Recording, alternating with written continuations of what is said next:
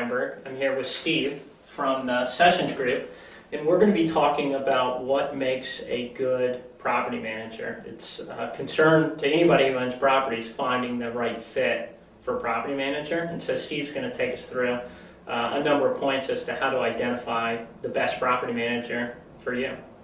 Well, thank you, Glenn. It's fun to be with you today, and I think there are really seven areas that makes up a good property manager. One, I think you've got to be good looking, but a good property manager understands the big picture. They've got a historical perspective of the property, where it's been and where it's going.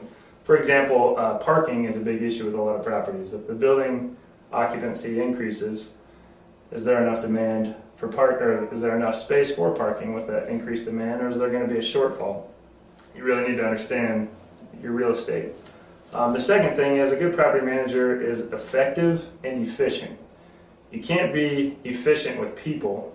You can be efficient with paper and processes and computer work, but a good property manager is effective in communicating with individuals. They talk eye to eye, as we say, belly to belly. When you're dealing with your tenants, your owners, and your contractors, you really got to be effective in your communication. The third thing, on the same note, is managers need to spend effective time with their tenants. They need to understand their business. It's important to go out and do a property inspection. That's important, but it's not the number one priority. You need to go in and you need to have effective communication with your tenants. After all, they really are the lifeblood of your asset. Are there cars in the parking lot? Are people visiting their business? Or are they going to go out of business and go bankrupt? So it's important to have that time with the tenants. Fourth, managers really need to understand the financial objectives and goals of ownership. Is the owner looking to turn the property in a year or two, or are they a long-term player looking for a positive cash flow? And in this business, you deal with problems all the time, and so I think it's important that a property manager have a level head, be poised, and portray good demeanor.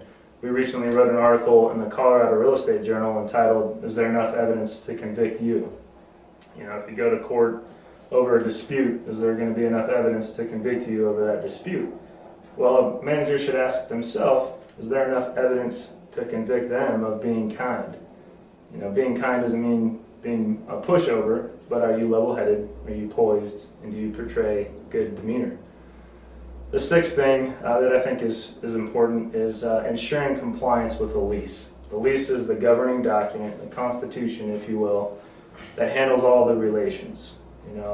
So often managers are teaching the tenants clauses in their own leases. Many times when people sign a lease, they don't know what they're agreeing to.